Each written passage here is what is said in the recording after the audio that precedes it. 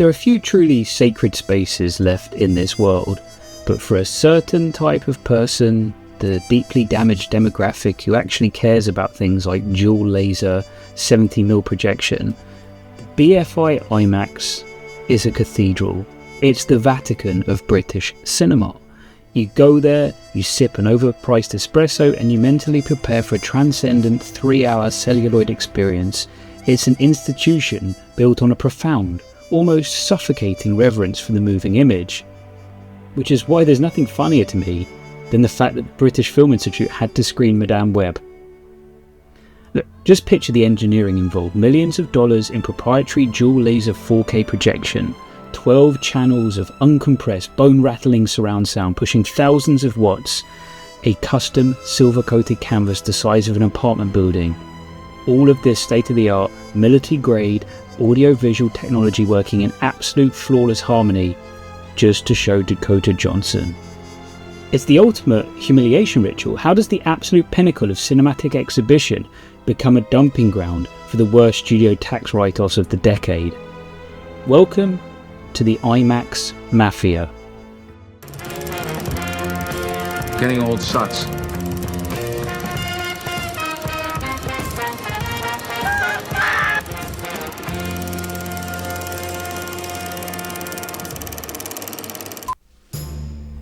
We tend to think of IMAX as a luxury brand, but in reality, they operate like the mob. Actually, let's be specific, IMAX isn't the boss. The studios, Sony, Disney, Warner Brothers, they're Paulie Cicero from Goodfellas. They're the boss. They own the product. They move and demand the cut. The theatres, AMC, Regal, even the beloved BFI, they are Sonny Buns. You know, the guy who owns the Bamboo Lounge. They own the building, they pay the rent, they hire the staff because they wanted the prestige of the mob drinking at their bar. They let the gangsters in. IMAX? IMAX is Henry Hill, it's Tommy DeVito. They're the heavy. They're the middleman operating out on the street collecting the vig. Look, let's break down the maths of this shakedown. Let's say you go to a regular cinema, spend $10 on a standard ticket. It's a relatively fair fight. The studio takes 50% roughly, they get $5. The theatre keeps the other 50%, $5. It's a tough business, which is why your popcorn costs the GDP of a small island nation, but it's straightforward. But then the IMAX model. IMAX doesn't make the movie, IMAX doesn't own the building, they just installed a very nice projector, slapped their massive logo on the poster and hiked the ticket price up. So now you're paying $20 for that ticket. And this is where IMAX shows up with a baseball bat and collects from both sides of the aisle. First, they shake down the boss. To get the movie onto the screen, it has to go through IMAX's proprietary digital media remastering process. IMAX charges the studio a fee for this privilege, usually around 12.5% of the box office gross. So out of your $20, IMAX takes $2.50 straight from the studio's end. Paulie's cut drops to $7.50. Then they shake down the mark. IMAX installed these $1 million projectors at a steep discount through joint revenue sharing agreements. In exchange, they take a permanent cut of the box office for that screen, often around 20%. So out of your $20, IMAX takes $4 directly from the theatre's end. Sony's cut drops to $6. When the dust settles on that $20 IMAX ticket, the studio gets $7.50, the theatre gets $6, and IMAX, the middleman who doesn't have to sweep up the spilled nachos, fix the broken toilets in the lobby, or deal with vomit, walks away with $6.50. The theatre? The town has bad weather, people can't show up? Fuck you, pay me.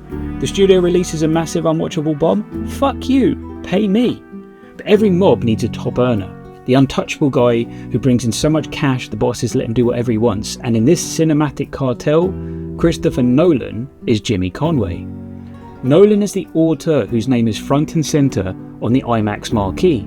He walks into the Bamboo Lounge every 3 years and hands the bosses an envelope so fat it breaks the table. He demands a 100-day exclusive theatrical window. Done. Refuses to put his movie on a streaming service. No problem, Jimmy. Wants to shoot on a massive, cumbersome 70mm camera that costs a fortune? Whatever you say, Jimmy. The mob tolerates him because Nolan supplies the purest uncut product on the street. He's the justification for the entire extortion racket. And because he's so valuable, the studios and IMAX use him to hold the theatres hostage. You want Christopher Nolan's The Odyssey in glorious full frame? You want the unparalleled cinematic event that sold out pre-sales a full year in advance? Be a real shame if your projector went dark. To get the prestige, you got to eat the slop. Here's a hard drive with Morbius. You're going to play it on your 80-foot screen. So when we're all sitting in theatres, vibrating in our seats as Nolan drops us into ancient Greece for an unparalleled experience, spare a thought for the poor sods who had to work opening weekend for Jared Leto Bell's ringing. and clean the literal bile out of the aisles just to keep the lights on. And when they finished mopping that up, it didn't finish. They then had a month where they had The Flash, followed by Borderlands. That's the tragic reality. But my standards for what deserves to be projected onto that massive canvas are high, but the industry holding the keys is entirely broken. The Mafia runs the distribution and the theatres have to pay the bill. So we tolerate it. We know the game is rigged, but we want that 70mm hit so badly we'll look the other way while the tempo gets defiled for a fortnight. Because when the lights go down and the aspect ratio finally opens up on a true cinematic achievement, it's almost worth the shakedown. Almost.